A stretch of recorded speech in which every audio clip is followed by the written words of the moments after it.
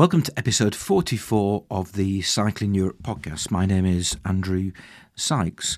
Now, episode 42, about a month ago, I ad-libbed all these little links in between the recorded bits, and I'm going to try and do the same thing today.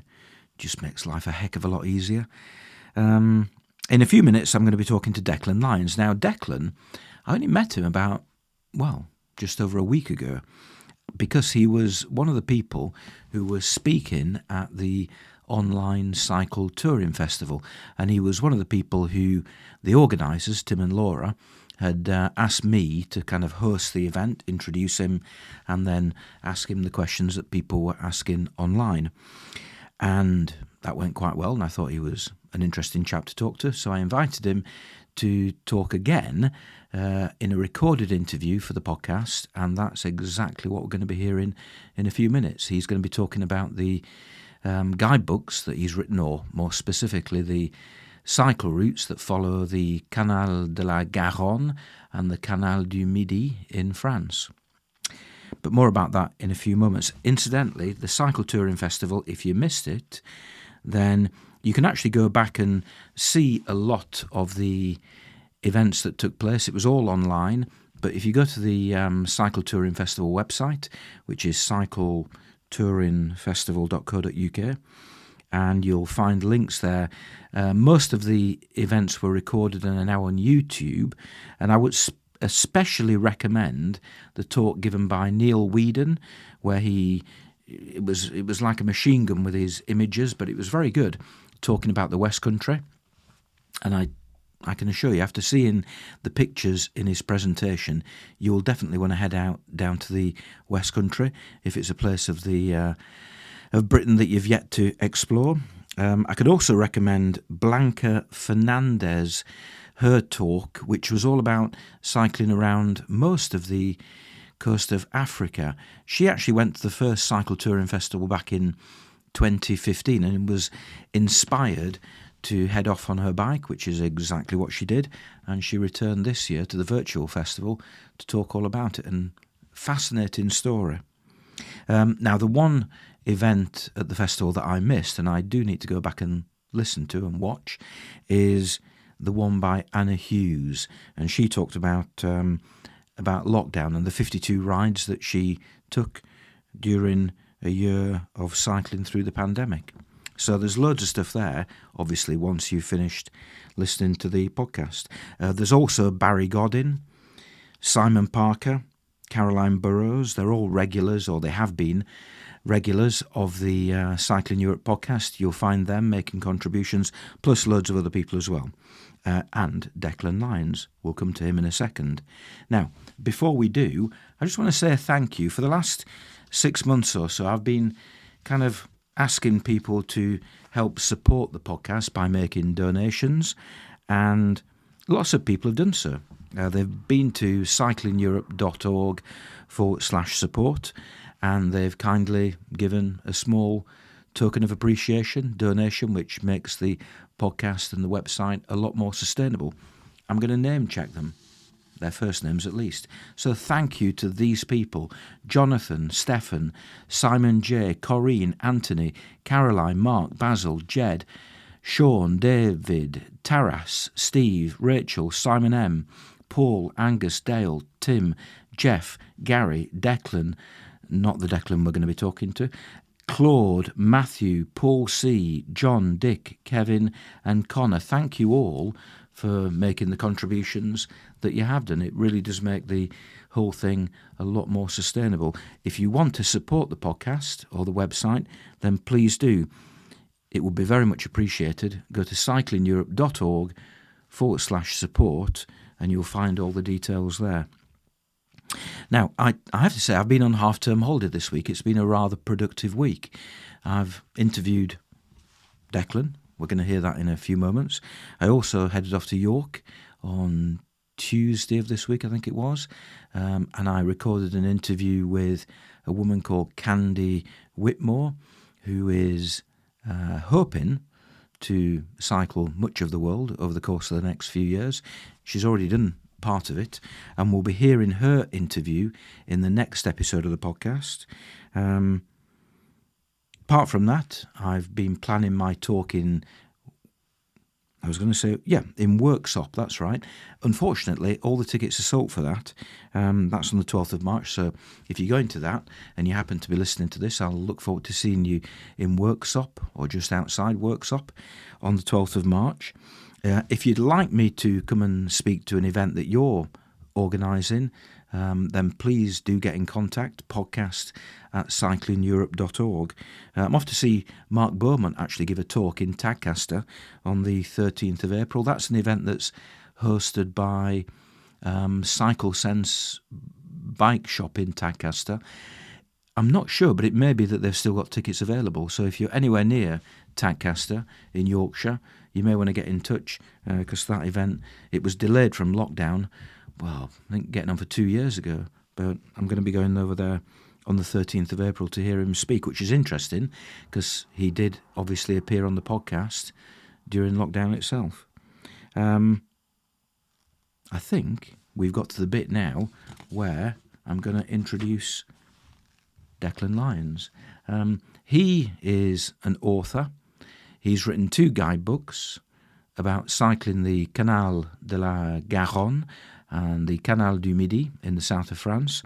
And as I always do, I asked him to start off by introducing himself. I'm Declan Lyons. I'm a retiree at this stage, having had several years on pension already. I'm Irish, as you may gather from my accent, although I'm from a relatively accent-free part of the country. I've a place in the south of France, close to the Canal du Midi.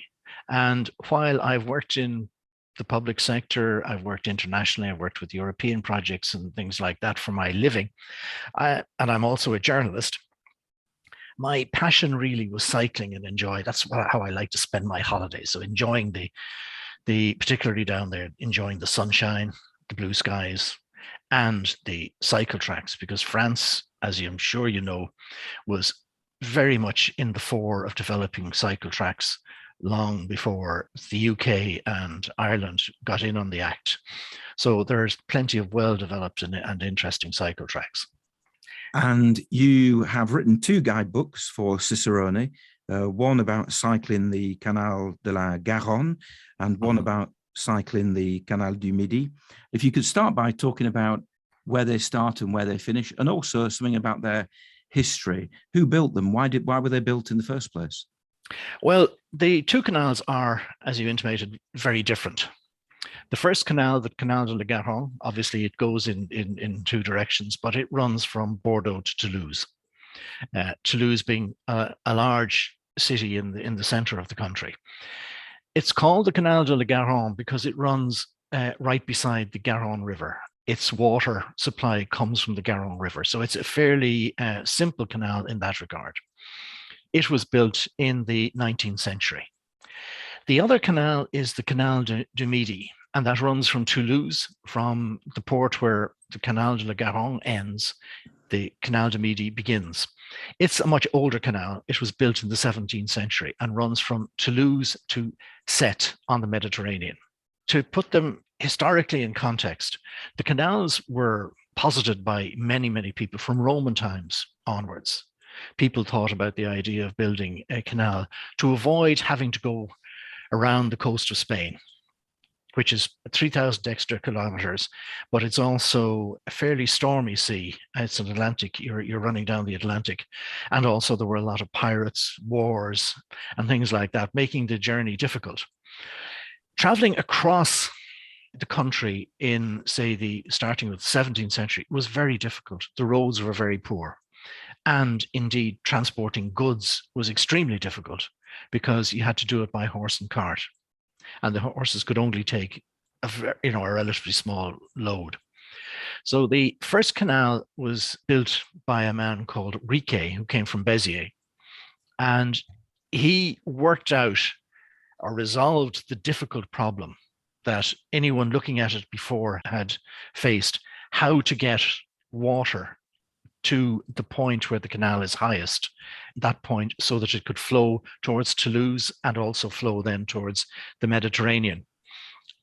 And he built a reservoir to do that in the so-called Black Mountain in San Ferriol, developing a specific type of dam to do it. So the first innovation was even in that regard. Now, Riquet took on building the canal only a few years after the concept of locks was developed in Italy.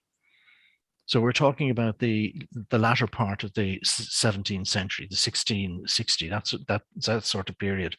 So he was using a lot of innovations, and he had to come up with quite a number of works to allow him, ouvrages as they're called in French, to allow him, say, cross rivers, get over ravines, things like that.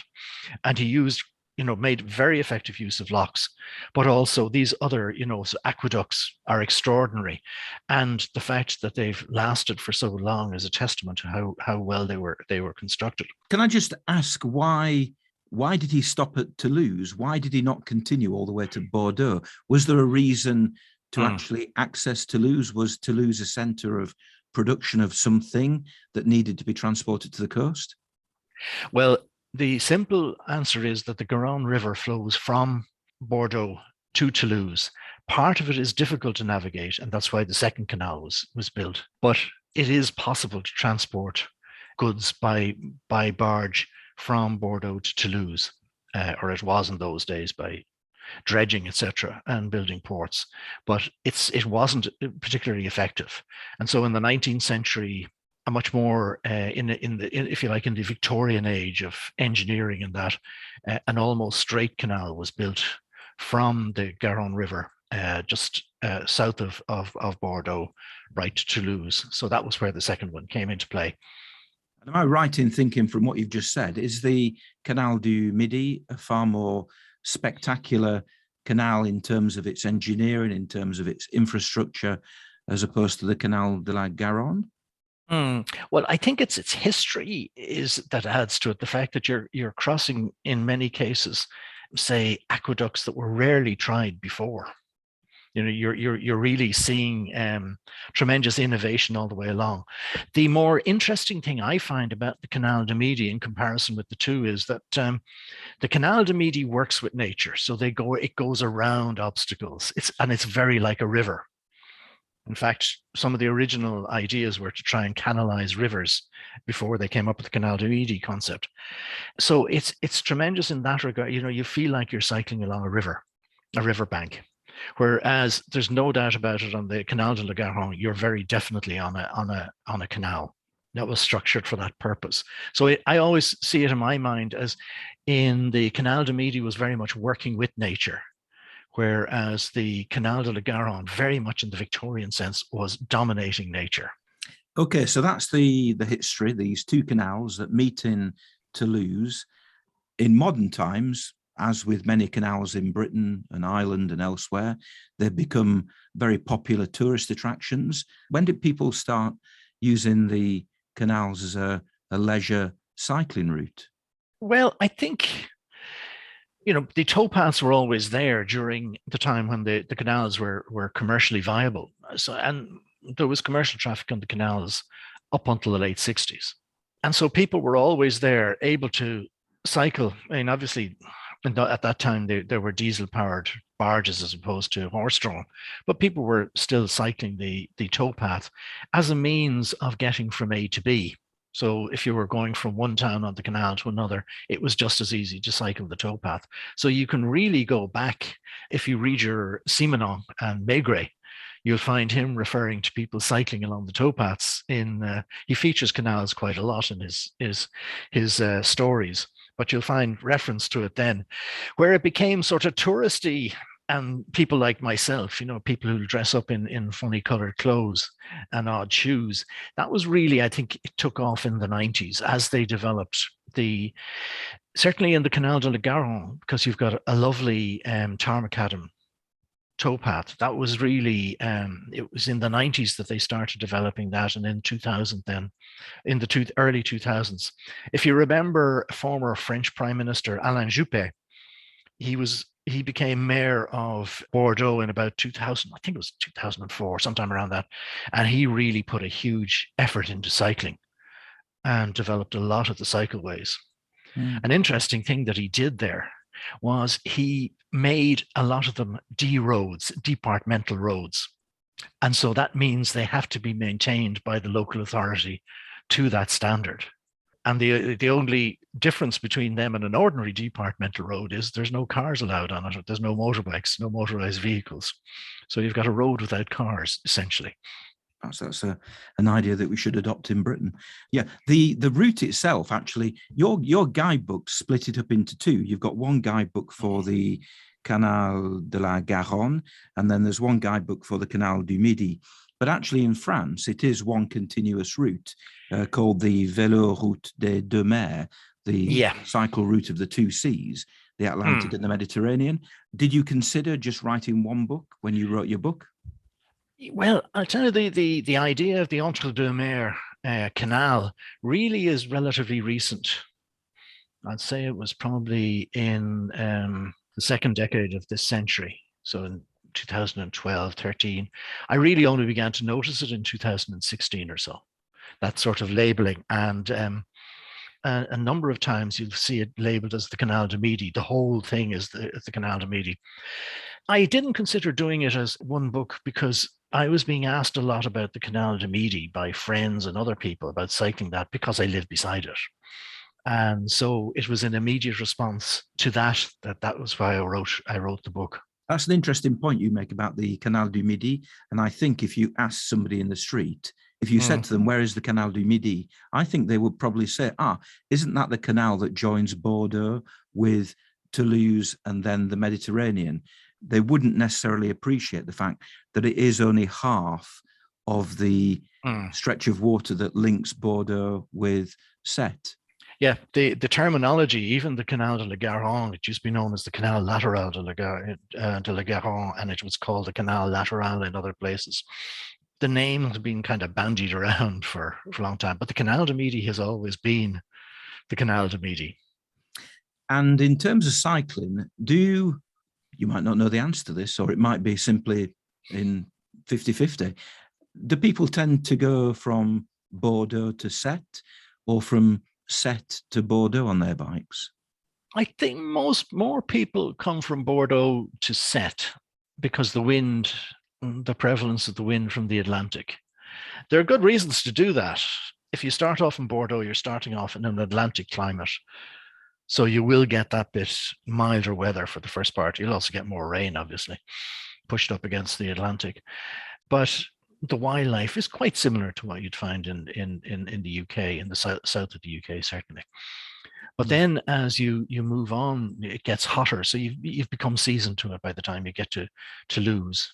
I still wouldn't cycle in the middle of the day on a hot day, but you're a bit more hardened at that stage. Okay, well, bearing that in mind, what we'll do is discuss the route from Bordeaux to Sète. I've not actually cycled anything of this route, apart from a little bit, I think, down near Sète a few years ago.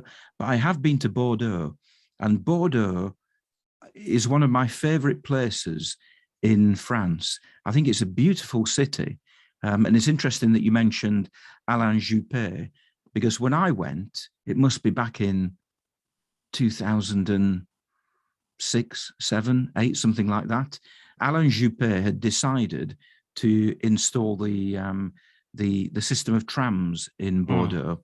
And rather than doing it over 20 years and building bit by bit, I was really impressed by the fact that he decided just to say to the population of Bordeaux, hey, we're going to have chaos for 3 or 4 years building this thing, and then it'll be fantastic. And I went in the middle of this chaotic period of them literally building on every street in the city centre. And even then, I came away with a very positive impression of the city. It's a beautiful place. It is. It's a wonderful city. And it's a great place. For that reason, it's a great place to start. So each guide would give you a good 2 weeks. And in Bordeaux in itself, you could spend, as you know, since you visited, you could spend a couple of days there comfortably. with a little bit of cycling around the city and then sightseeing. So it's really well worth starting off there. But if you want to, I mentioned to you before that I don't actually start in Bordeaux. I have a prologue before. So I go out from Bordeaux out to the ocean at Lacanau Ocean, which goes through Les Landes. Beautiful countryside. Actually an artificial forest in the sense that the land was marsh. And in the 18th century, I think it was planted. But before that, people used to walk around on stilts. So quite unusual. But it's a fantastic wildlife. Tremendous opportunity to be cycling on your own for maybe an hour or so on a converted railway line. The railway stopped running in the 60s, bringing wood, etc., from the forest. So just to clarify, I'm looking at the map here. Does that run on the north of the Gironde or the south? No, on the south. It runs along this old line. That Les Landes really is that is south of the Gironde, and it's really wonderful stretch of cycling and it's one of these D roads, so it's a beautifully maintained cycle track. And lots of people will be familiar with Les Landes simply because that's one of the favourite sections of the Eurovélo 1, which the French call the Véloroute, which runs all the way up the west coast of France. So you could head up through Les Landes as far as the Gironde estuary, and then rather than getting the ferry, which is what I did a few years ago, to Royan, you could then head down on your route in the direction of Bordeaux. Yeah, there's a route on the north side as well. So you could go in the north. In fact, I used to, when I cycled from Roscoff down, I followed a very similar route. I followed the canal, Brest-de-Nantes canal, and then dropped down from that using a couple of ferries. But I used to get the ferry across at Royan and then pick up Lacanau, cycle and into Bordeaux that way. So I quite usually cycled down into Bordeaux from the coast in. So I was quite familiar with it in that regard. So we spent a few days in Bordeaux, drinking wine and, probably just drinking wine, quite frankly. That's what it's famous for. We're on the Canal de la Garonne. What should we expect between Bordeaux and Toulouse? Well, first of all, you're not on the Canal de la Garonne. The canal only begins 30 kilometers downriver, or upriver. So you get to that by another cycle track, again, another D route on an old railway line that goes up to a town, Sauveterre-de-Gaillon. And that's a Bastide town. Now, these were towns built in the 12th and 13th century following quite a standardized way of building towns, whereby you have the square, usually have the churches a little off the center of the town, and then you've got a grid-like street structures. So that particular cycle is lovely. It's through woodland. It is one of my favorites. I have a lot of, in fact, probably every bit has been a favorite at some time or another. But it's particularly nice. I've cycled that one day and come across deer up ahead in front of me, and come right up very, very close to them before, because I was upwind of them, and the seeing nature like that in close up is great. You get a few wild boar around there as well, and then you go through vineyards, you go through these Bastide towns until you come to Sauveterre, which in itself is a lovely little place. You drop down from that to a town called La Réole, and that actually is about 10 kilometers from the start of the canal. Further up, it's already on the canal, if you like.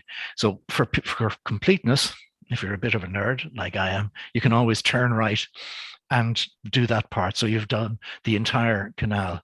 Most people, though, just turn left at that place, Fondet, which is easy to recognize because there's a lovely dovecot.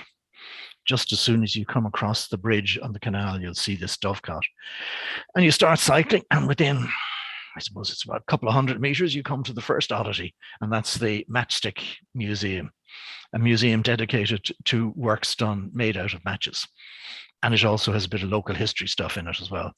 And I love and I mourn every time I see one of them disappearing, but I love these peculiar French museums that you find here and there. Especially when I'm cycling, it seems you come across them more than that. Then you cycle on and you're on the canal then, and you'll immediately come on the locks. The locks on this canal are all standardized. There's 53 of them, I think, in total. They're all the same depth, length, and they can all take a 37-meter boat. I find this, you're really into deep countryside. There's lovely villages, here and there. As you go along, you'll see them.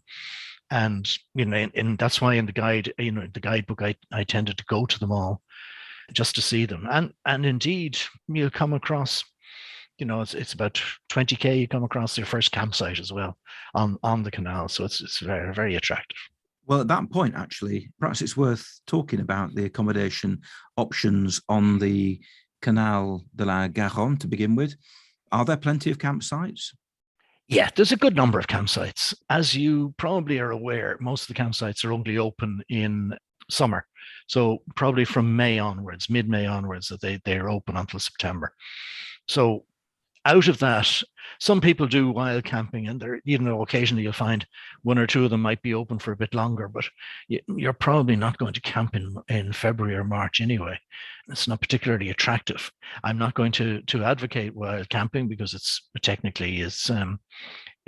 illegal. Also, though, I think for people who do camp wild, there are plenty of places where you can, but I would be very careful, because make sure you look at the map and see how close you are to, say, a major roadway.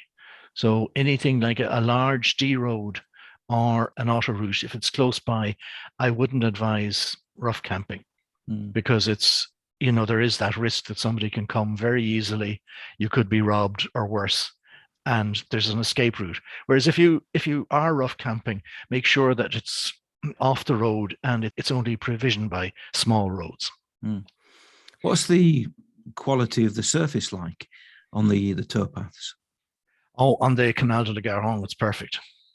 It's road quality all the way. And in a couple of places, it actually joins a road. So it's shared with the road for a couple of kilometers. In around Serignac-sur-le-Garonne was one place, and one or two other places. The Canal du Midi, unfortunately, hasn't... obviously, it was built in the 17th century, and as I say, it's twisty and it turns, and it isn't necessarily as good.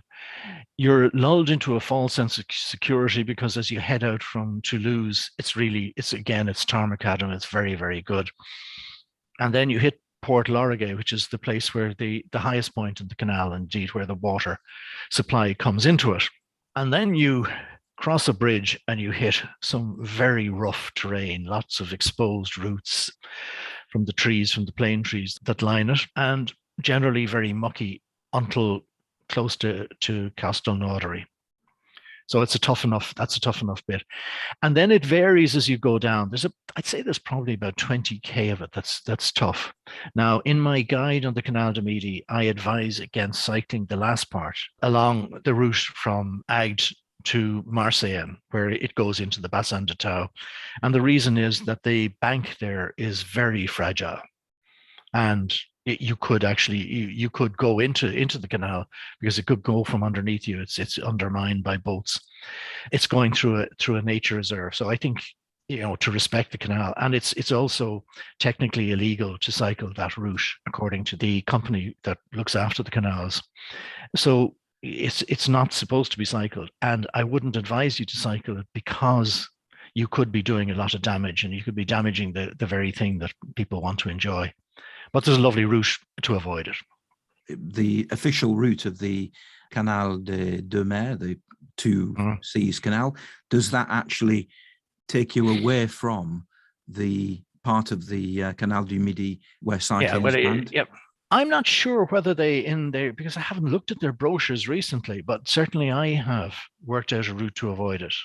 I know that there's a bad stretch, which is bad between Portugal Plage and Vias. That's bad, but you're not doing any damage to the canal. It's just a very mucky stretch. And they have that sign posted to avoid that as well. And certainly, even if they did include it, I would advise people strongly not to do it, not to do any damage. Thinking about the two canals altogether, what's your favourite bit? Well, well, I've already mentioned two bits that aren't on it. That's the Sauterre de Garonne cycle from Bordeaux out to Leyland and back. My favorite part of the canal, the two canals overall, I think, is around Serignac-sur-la Garonne.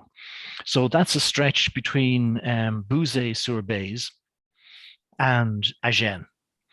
And I like that. The cycle, the countryside is lovely.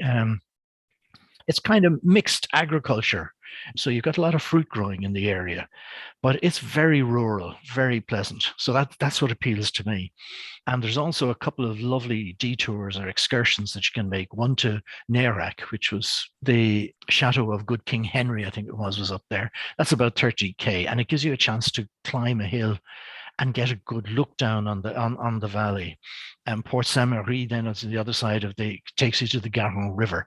So I just find that particularly attractive, and I tend to spend some time there if I can. I write the books off season, and now I can cycle anytime really when I'm there. But there's a farm there that I stay on, and it's very pleasant.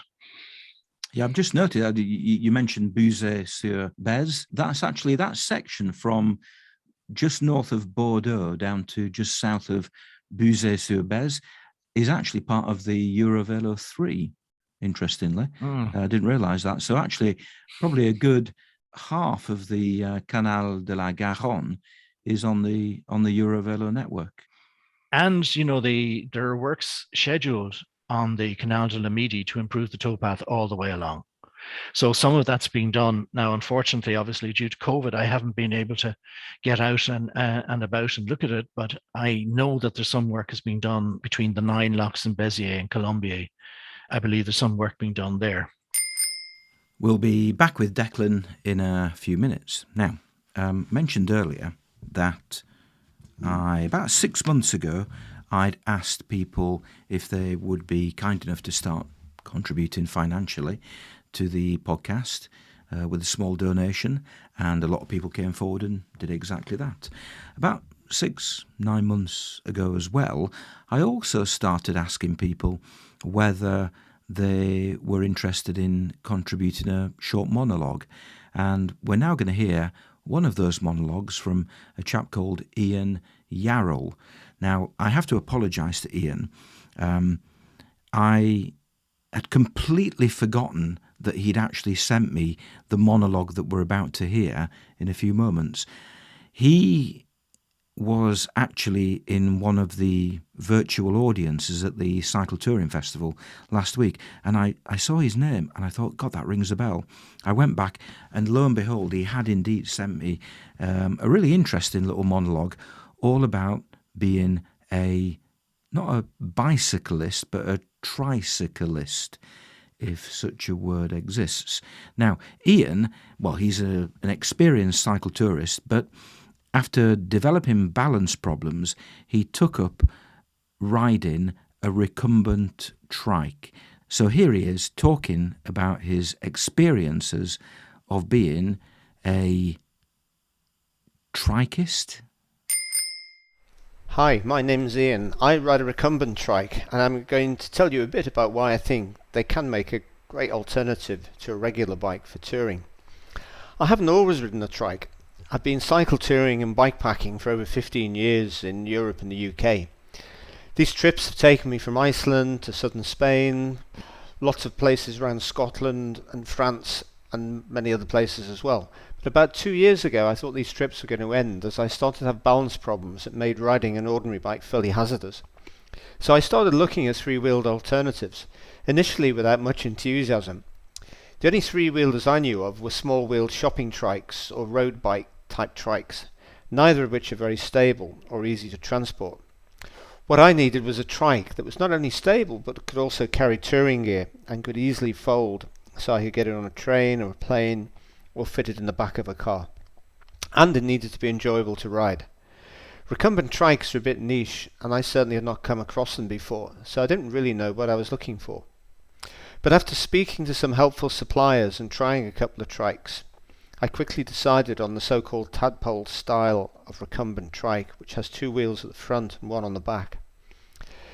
This type of trike gives a low, laid-back riding position, very precise steering, and has space at the back for a pannier rack. The trike I bought is a German make, HP Velotechnik, and the model is the Gecko. It's very similar to the UK-made Ice Trike. Both are superbly engineered, but it was the folding mechanism on the Gecko which clinched it. It takes less than a minute to fold, and the trike ends up resting on its own trolley wheels, which makes it really easy to manoeuvre. In terms of touring, over the past couple of years I've had trips to Portugal, Scottish Islands, ridden the Vélo Français in western France, and had shorter trips around Wales and northern England. My first trip started straight out the door, the Kinetics bike shop in Glasgow, where I bought the trike.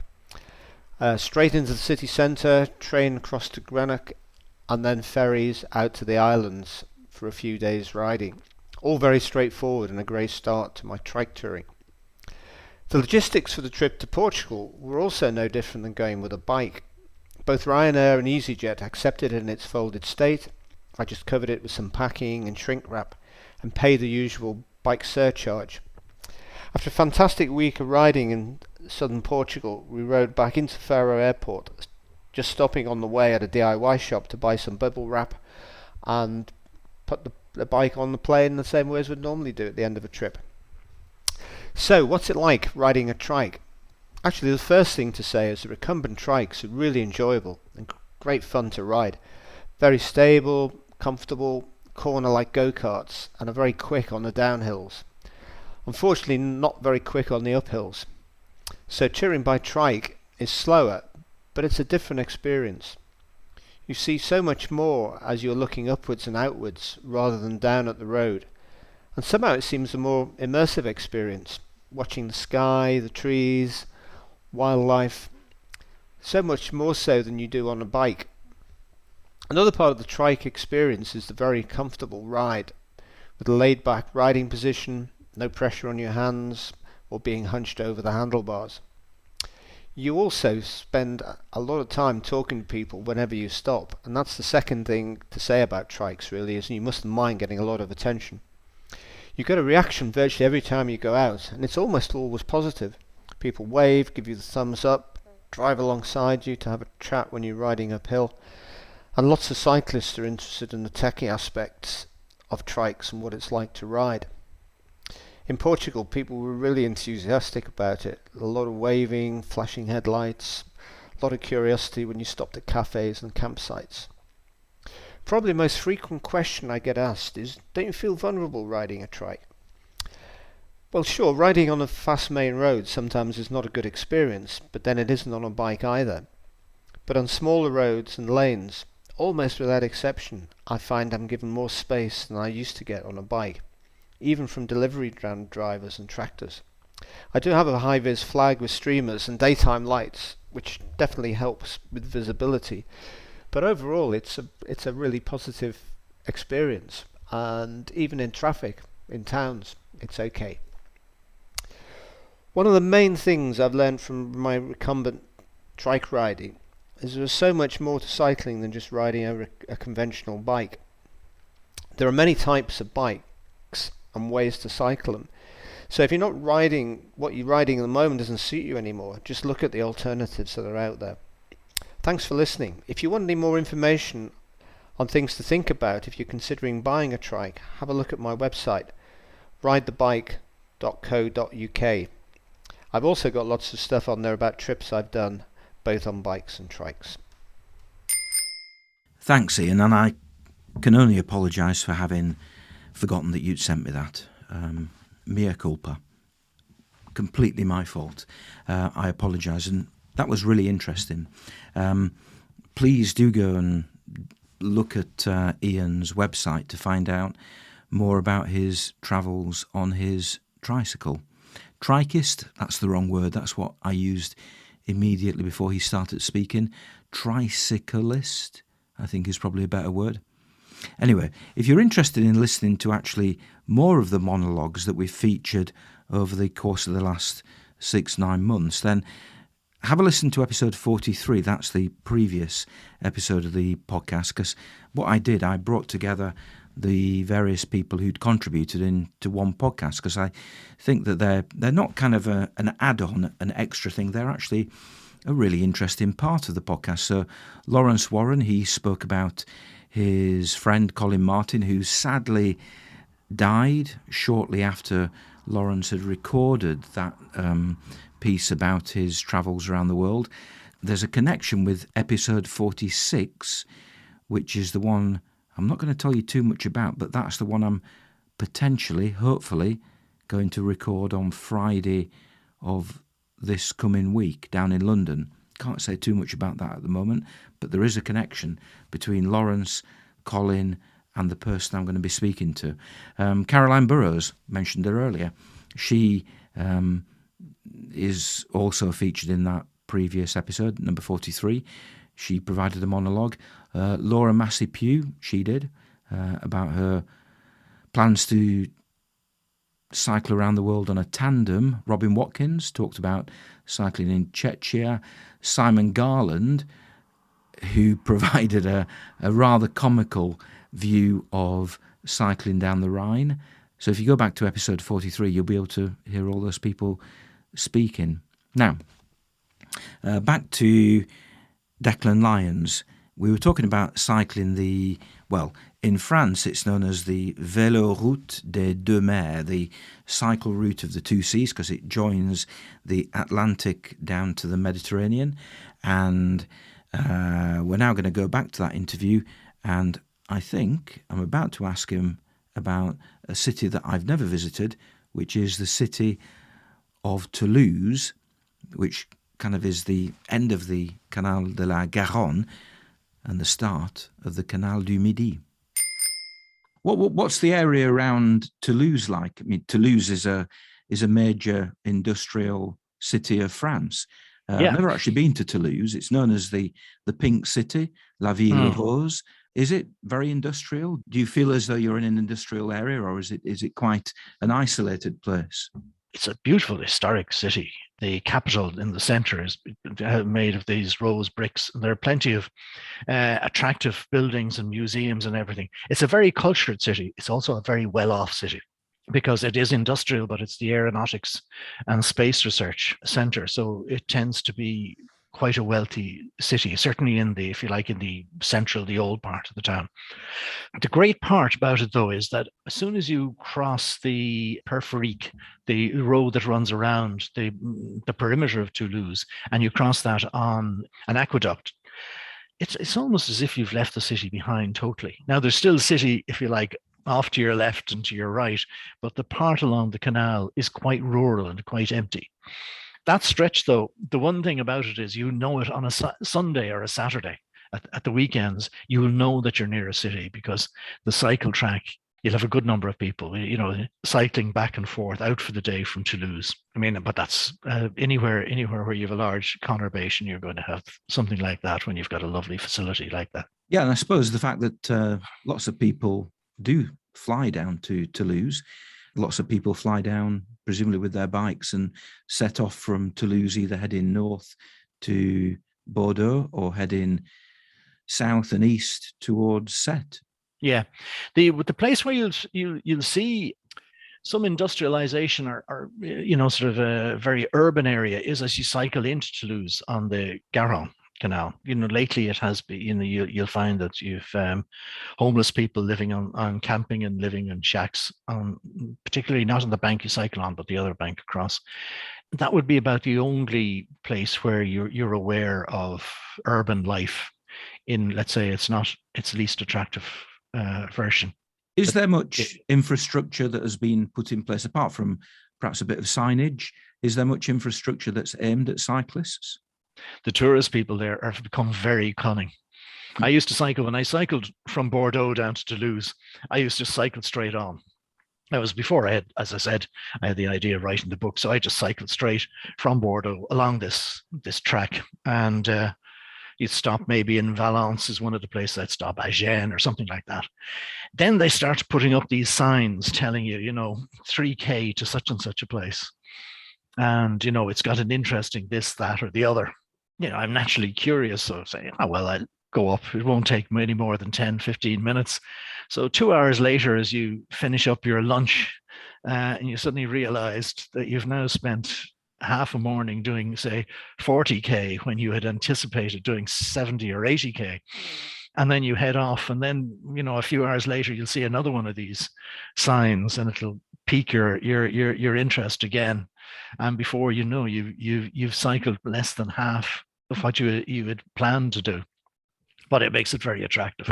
I'm being somewhat facetious in saying that. Yeah, there's good infrastructure, and there's more and more developing all the time. We mentioned camping, but there's plenty of chambre d'hôte, gîtes, and hotels.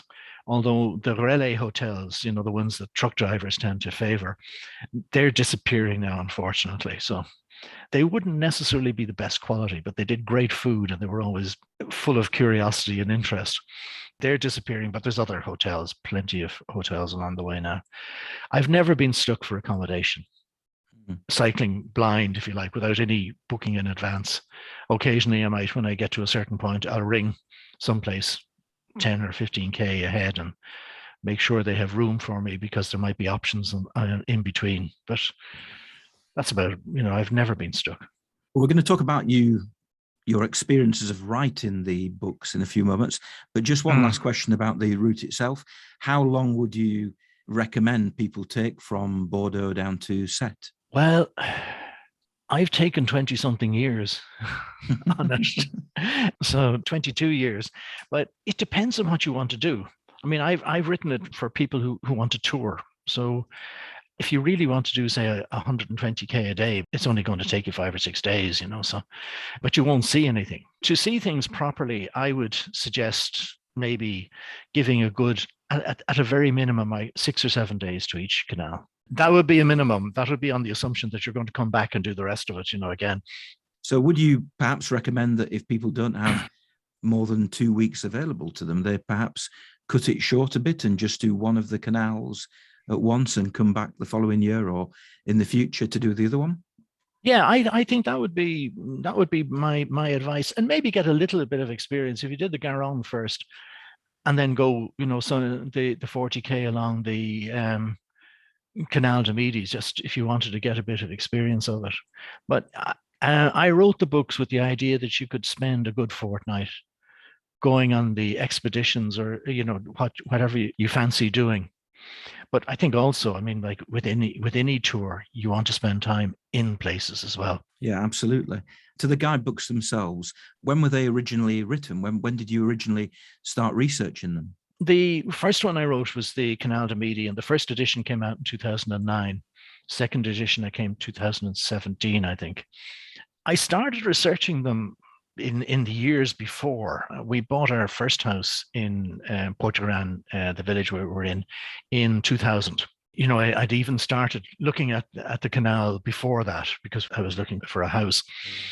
I started getting queries about cycling the canal in 2004, because when people heard I had done it, and I decided to write the book in, I'd say, about 2005 or 6, when I got an email from somebody who had been told by somebody I didn't know. So these 2 people I never knew, that I knew about cycling the Canal du Midi, and would I send the following information. And I said, I mean, if they're going to go and talk to their friends, and presumably they're 5 or 6 friends, I could end up having email upon email about this. It was beginning to get a very regular occurrence that people were asking specific questions.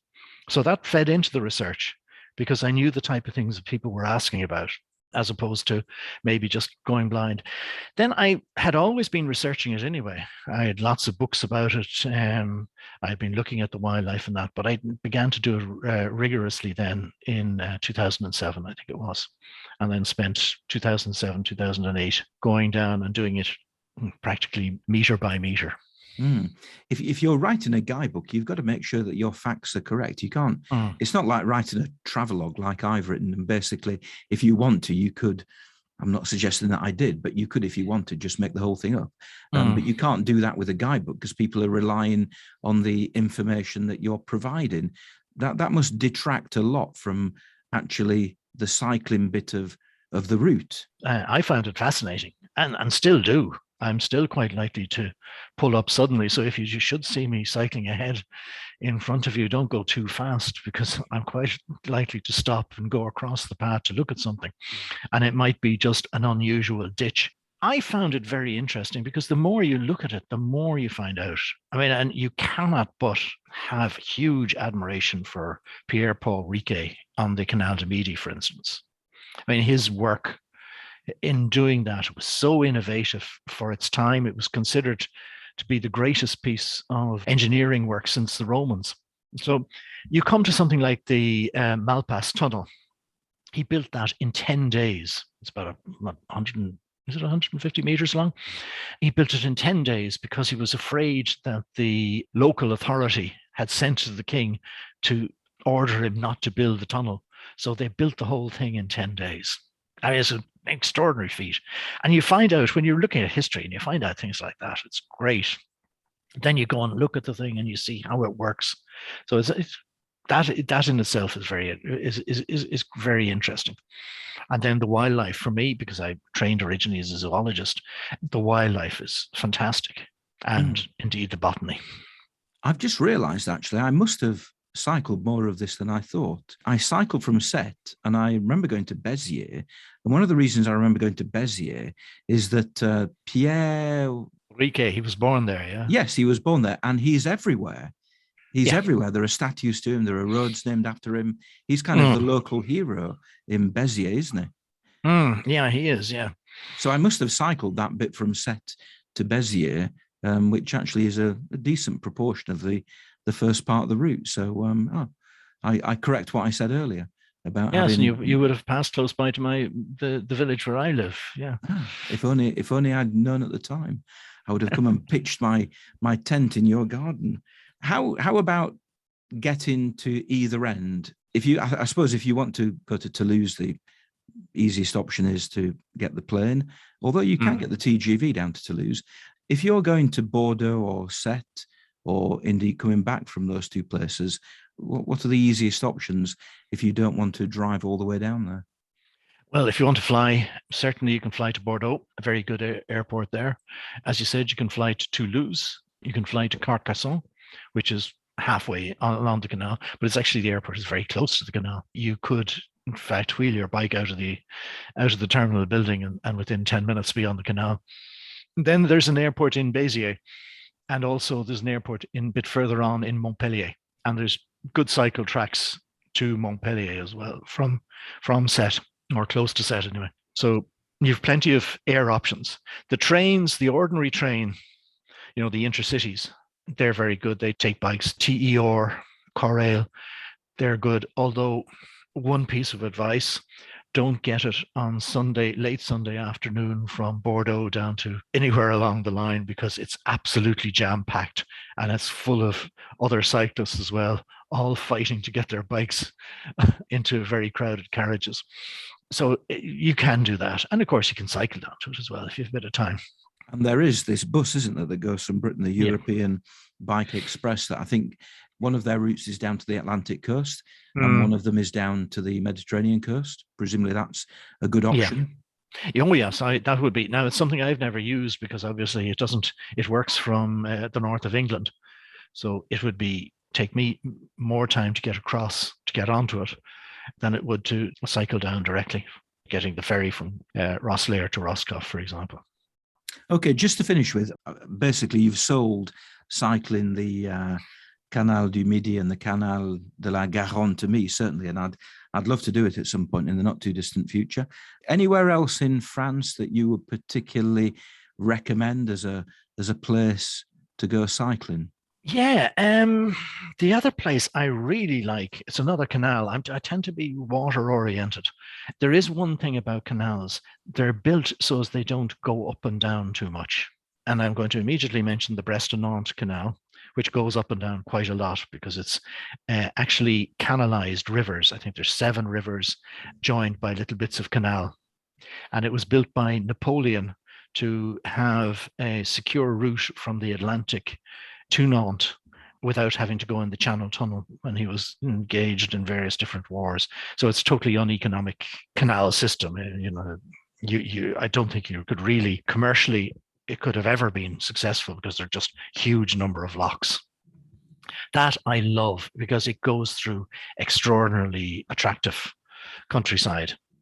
Again, the wildlife, but the people as well. It goes through these lovely little villages, quite a number of chateaus that you come on. And they're places that are really historically extraordinary. And yet at the same time, you rarely see them in guidebooks. One of my favorite cycles was just to go directly from Cherbourg straight down through the Massif Central and then down to the Mediterranean. I don't know if I do it now because unfortunately the Massif Central is, while central, it's also massive, and you do have to climb. I suppose you've probably done it yourself, but you're climbing up for hours and hours, and then you're down in 10 minutes. And then you start climbing up again, But it's stunning countryside, and it's very little traffic. And if you say you've just cycled from Cherbourg, and you tell them as you go down along and you get further away from your starting point, the meals you get served in the small restaurants get larger and larger because they assume that you're going to eat more and more. That was one of the favorite things about it. That's a lovely trip as well in France. But I think I've probably cycled in nearly every département in France. So, every place is different, but in France, essentially, you're never very far away from a good cycle route. Yeah, or a good meal, or a good bottle of wine. Or a good meal, yeah, indeed. Yeah. Well, as a French teacher and as somebody who's lived in France, I'm obviously a fully paid up member of the French fan club. I think anybody needs to have France on the top of their list, certainly when it comes to places to cycle within Europe. And from what you've said today, I can't really believe that I have yet to cycle the Canal du Midi and the Canal de la Garonne in their entirety. So I shall definitely make sure that they're now top of my list, and I'm fighting the urge to say I will definitely do them next year or the year after or before 2025, but that's now my ambition. So thank you for that. Any cycling plans for yourself post-COVID? Well, post-COVID, I think is get back on the bike in some sort of meaningful way. I'm looking at now, there's a few routes, again, converted railway lines that I want to explore in and around my own area. I've been on them a little bit, and they were, we had actually planned to do them in 2020, and that went by the way. We were down, but we didn't get an opportunity to cycle last year. So that would be one of my plans. One of them runs from near the Malpas Tunnel up to Saint-Chinian, goes through Cessinon-sur-Lorbe. That's a really nice one. And the other one goes from Bedario, or near Bedario, again, that's the one's a railway track too.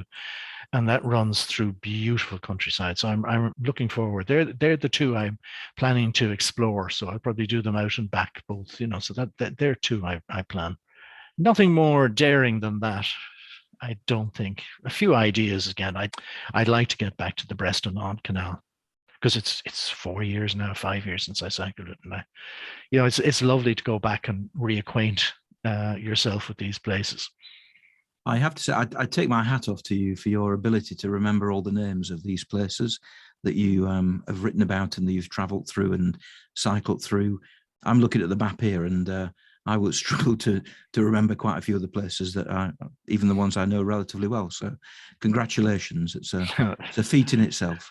Are you a French speaker?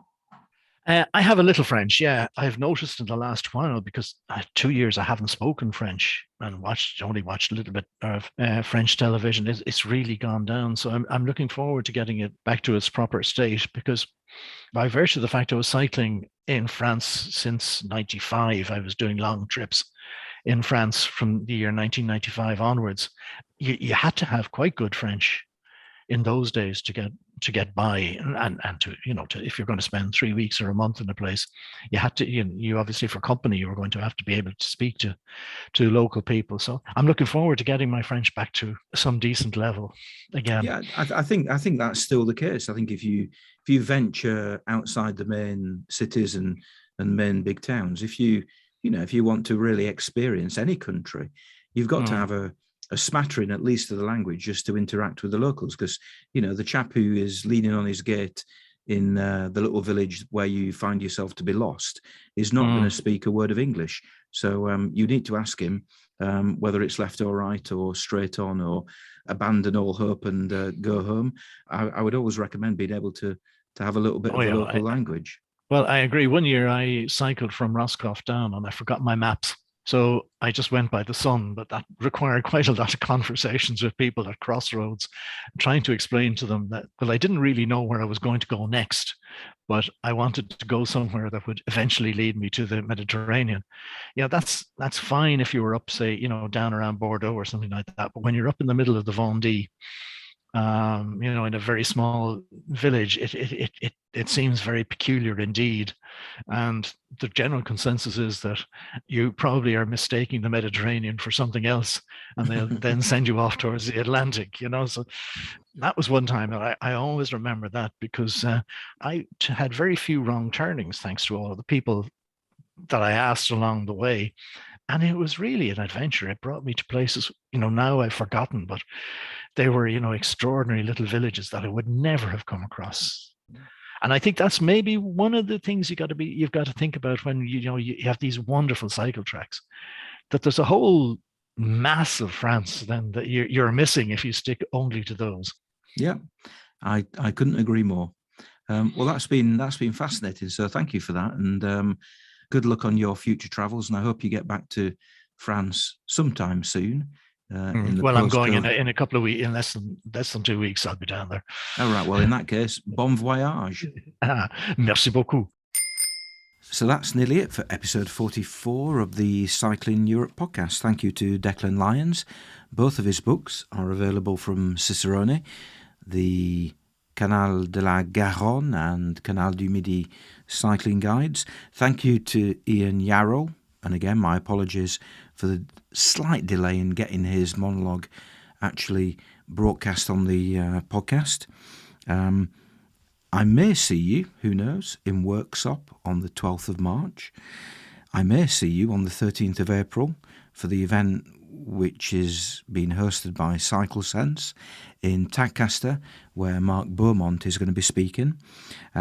If you'd like to support the podcast, as all those people who I mentioned earlier have been kind enough to do, then all you need to do is visit cyclingeurope.org/support, and you'll find all the information which will enable you to do just that. Or you can email podcast@cyclingeurope.org, especially if you're interested in actually contributing your own monologue for the podcast. And you'll find me on social media at Cycling Europe. So thank you for listening to this ad-libbed version of the Cycling Europe podcast. I have to say, I think it's the way forward. So keep listening. Next episode 45, we will be speaking to Candy Whitmore, and there'll be another monologue about somebody who has been cycling down in the south of Spain. And then episode 40, I've got to get my maths right here, 40, this is 44, 45. Episode 46 should be a really special episode with a very special guest. More of that very, very soon. So thanks for listening. Stay safe and happy cycling.